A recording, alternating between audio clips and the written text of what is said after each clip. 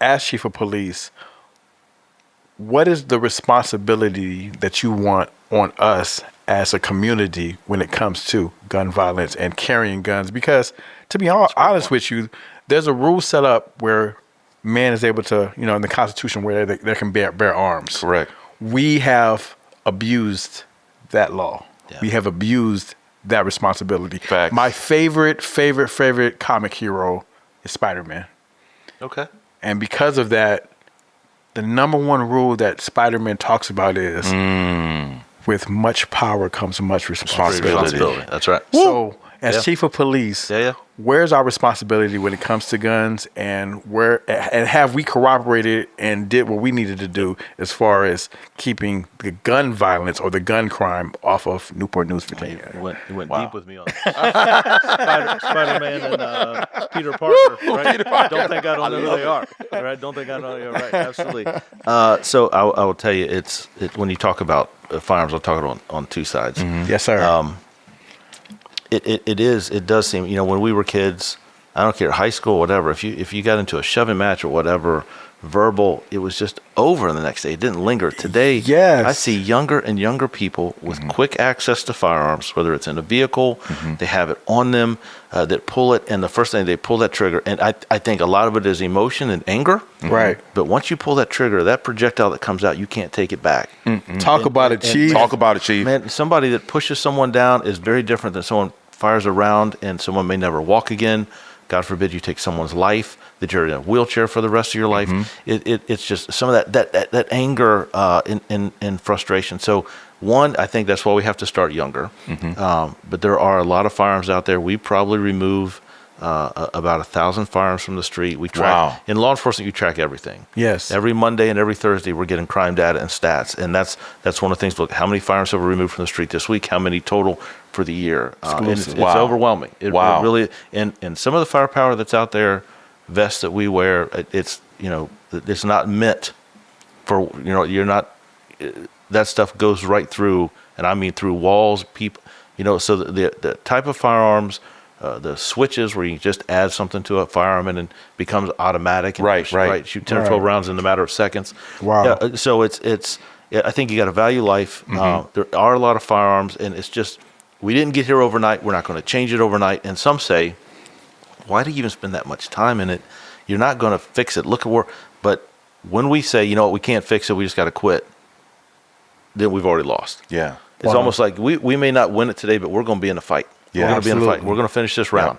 So yeah, the firearms thing, the accessibility, where they're at, where they're located, making sure that parents like your father, Yes. I'd love to know if he would have been searching your room or putting something away in your room and found a firearm at your house. I don't know how you would have. I don't know how your father would have. I would not have been wanting to you, just from what you said about your dad. I would not have wanted to be you coming home and your dad had found a firearm. No, it would have been a whooping. Right? It would have been a big whooping. yeah. It would've- Oh, yeah, for sure. It would have been a big whooping. The neighbors might have called, right? Yes, Right, yes, right. yes, and, yes. And I think sometimes individuals don't feel that love around them. They don't have that family structure. Right. And they try to find it in somewhere else. And okay, yeah, you can come hang with us and we're going to be your friends and we're going to take the place of your family. But Right. hey, you got to carry a firearm, or we got some enemies or friends, and things start there and, and it just evolves. I spend a lot of time talking to Devon Kelly, the Ketchmores, other individuals, my friend Adrian, that do a lot of work, Abyss, do a lot of work in the community, and Right. they educate me a lot. I'm not going to come in and man, I know how to do this.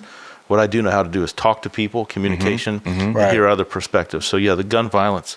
But I'll tell you, it is something for a mother to say, Chief, I'd like to talk to you. Sure. And she says, my son, you guys said safe place, right? Yeah. Yep. Go ahead. Chief, I like the police. We want the police in our communities.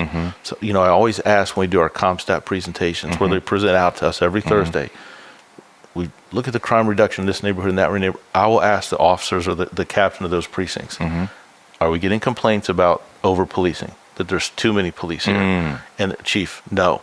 A lot of issues happen when people come into other neighborhoods or communities and try to take advantage of those communities. So I want to make sure we're doing, but when a mother says to me, my son, who has a different skin color than you, is he going to be okay if he is stopped by a police officer in this city? Wow. Wow. I never worried about that when I was a high school kid growing up. I don't think my mom or dad ever asked another officer that. Yeah.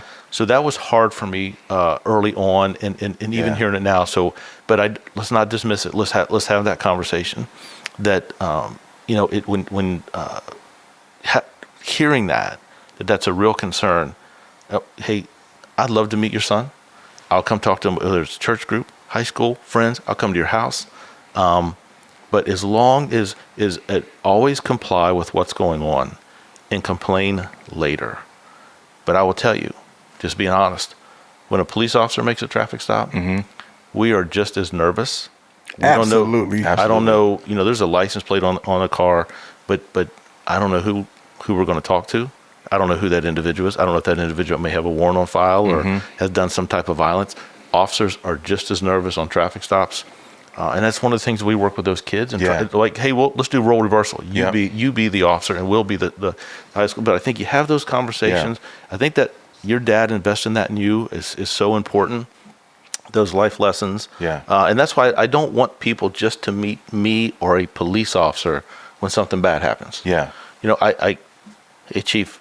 Hey, officer, how you doing? Hey, look, I just want you to know I did a traffic stop yesterday, and 3 kids in the car. Like, hey, they knew you. And that's what I like. Yeah. Right? That's what I like. Yeah. To tell you hello. I just think you have to have open conversations. Wow. Part of communication. Yeah. I'm learning more and more is to be a good listener. Yeah. Yes.